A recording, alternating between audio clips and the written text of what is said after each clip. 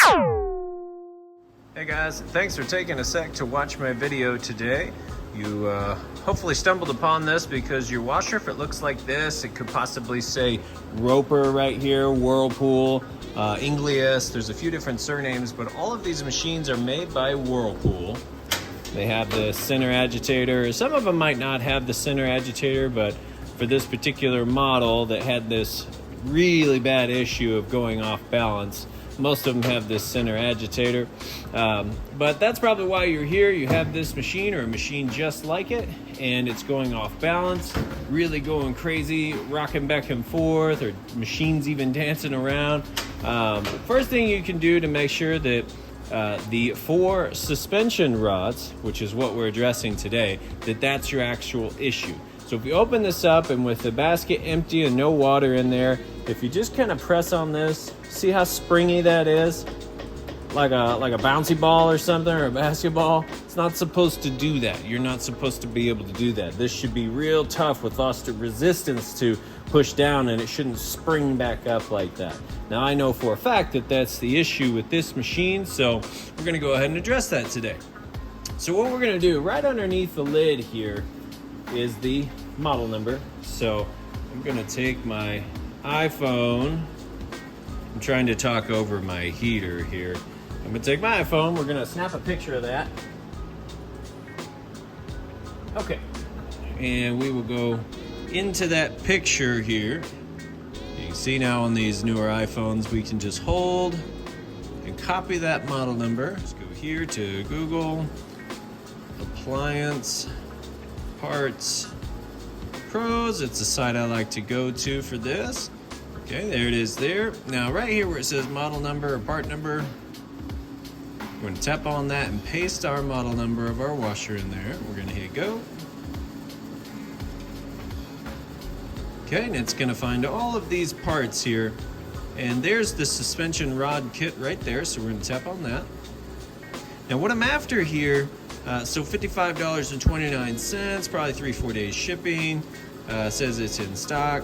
So you could just order it straight from here and get your parts, and I'll show you how to install them. However, I'm an Amazon Prime person, and sometimes I get my stuff next day because I'm kind of close to a Amazon warehouse. But manufacturer's part number, we're gonna highlight that and hit copy on it. Okay, because that's the number everyone else is gonna know this kit by. So now we're gonna paste that up here at Amazon. I'm gonna search for it. And so right here, let's see, for $35.37, I can have this in 2 days, and it's cheaper, and it's got almost 5-star reviews. Let's see if I can get any of them sooner. Nope, looks like 2 days is as fast as I can get it. So on this one with a little bit better reviews, and I make sure my numbers are the same from what I searched up top, the 0048. Click on that again. Part number, yep, 0048. All that matches. Has what I need, the 4 suspension rods with the little keepers there. So I'm gonna go ahead and order that. And when that comes in, then I'll be ready to install it on my machine. So in 2 days. Okay, showed up from Amazon. Oh yeah! Probably better just use a knife.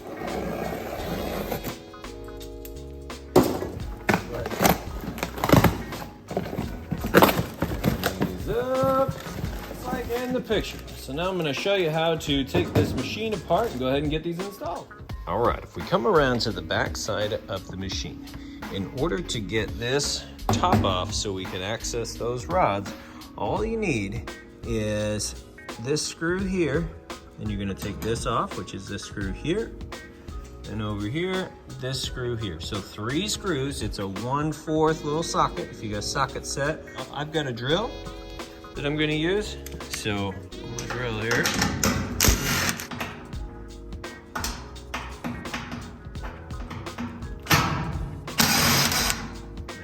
Okay, last one. Okay, now those 3 are out. Let's go back around to the front. Okay, now we're ready on the front side. We'll go ahead and close this. Now what we're gonna do is we're gonna pull forward. This it pulls forward, then we're gonna lift up and then push it back. Now it lifts straight up like that. Okay, you have to do it in that direction. Same thing for putting it back. You go down, forward, back.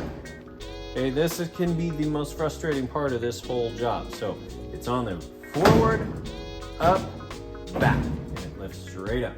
Probably gonna wanna put some duct tape or something here just so it doesn't completely fly backwards on you.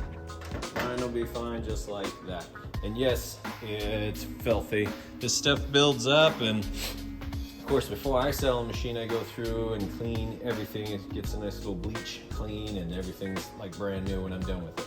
However, what we're after is we are after these 4 rods right here. Let's take a look at what we're dealing with. So the way I like to do this is just one at a time or 2 at a time. Let's take a look here. You can see just how springy that is. And the giveaway that this one had issues with these and bounced all over places. This plastic up here is busted off. You see where it's chipped all the way and it's kind of roughed up over here. That's from reaching up and bouncing and hitting and breaking these spots. It doesn't affect the washer at all for that to be broken. It just doesn't look very good if you've opened it up. However, you'll never see that from top down, so it's not that big a deal. But it means we need to get in there and get it fixed. Okay, so we're taking a look at that guy there. It goes all the way down, and I've got a light here. You shine on that down there. Now there's no slot that's gonna allow us to pop this out from up top. So what we're gonna have to do is release these on the top, tilt the machine back, and then pull them down from the bottom there. So, okay, if you wear a watch, I suggest taking your watch off. I've scratched my last Apple Watch, unfortunately, doing this. So what you want to do is you're going to reach down in here, just grab the rod and lift up. If you do it one at a time, it's not heavy, it's not hard to do. You're going to release this, you turn it, and just pull this out. It only comes out one way. And now this is going to drop back down the bottom. However, what we're going to do, we're going to put it right back up here, just like that. Same thing. I release it down, but I'm going to pull it up and hook it on. Now it's holding itself up. So now what we're gonna do is we're gonna tilt the machine back, reach up in there and grab it. Just gonna set this down there like that. And we'll go ahead and tilt this machine back. Okay, just like that. Okay, now I know it's a little bit dark, but I'm gonna show you. So there's our first rod. We're just underneath the machine here. Got my new rods right there ready to go. So there's rod number 1. What I'm gonna do is I'm gonna reach up here and I'm going to grab this rod. Now we know we hooked it up there, so I have to get under here a little bit more. All I'm gonna do is I'm gonna unhook it from up there and just allow it to drop down. So let me do that. Okay, so I just pushed up, we unhooked it from up there. Now it just falls down.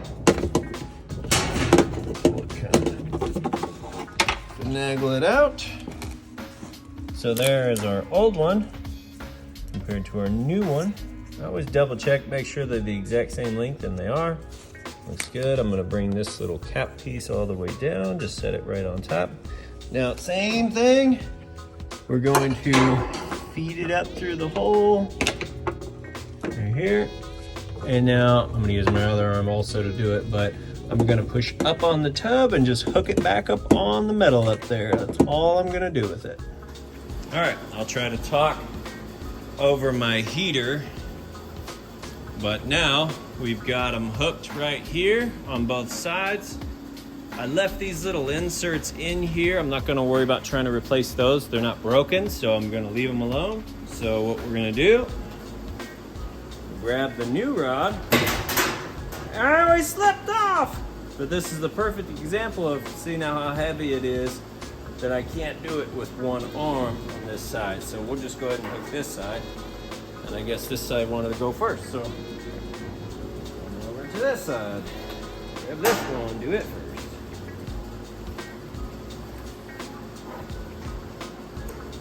Just gonna pop it up through here, slide this new little keeper on. Just make sure that it's clipped on the bottom of the rod, if you can see that. I mean, it only goes one way. And there's on. Perfect, just like that. Back to the other side. Same thing. Up, on. And if you just kind of pay attention to how you took the old one off, you'll be able to put the new one on.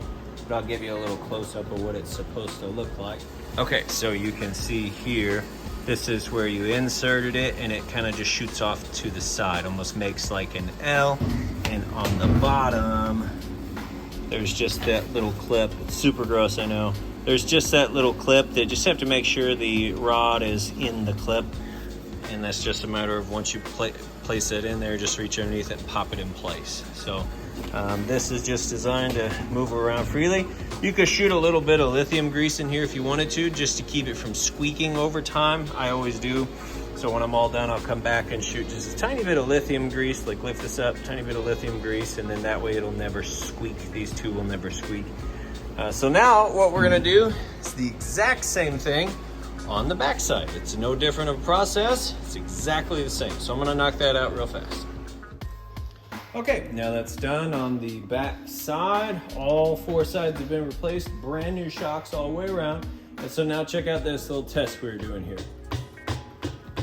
See what I mean? There is no bouncing like a basketball. It's nice and stiff, and that's exactly how it's supposed to be. So if your machine isn't like this, now you know that the shocks are the issue. So now, of course, from here, I'm gonna clean all this up and get this particular machine ready to be sold. But if this were your machine, all you'd have to do, drop this back down, make sure it's lined up. And remember, you come forward, drops down, you push back. Now the top is locked back on. You put your 3 screws back into the back side, and you're done. Your machine's good to go. It'll rock and roll for you now and not go off balance. That's it. Hopefully you guys found this information useful, valuable. If you did, please like, subscribe, and share this so other people can find this information and save their machines. I have kind of a goal of keeping these machines from being scrapped and thrown into a landfill, and keeping people going with their appliances as long as possible, especially in this day and age. We're trying to hang on to our money. Stores are running out of inventory, so if you can keep your appliances going, that's the goal, and that's my plan with these videos going forward, showing people how to fix their stuff. So thanks for watching. You guys have a great day.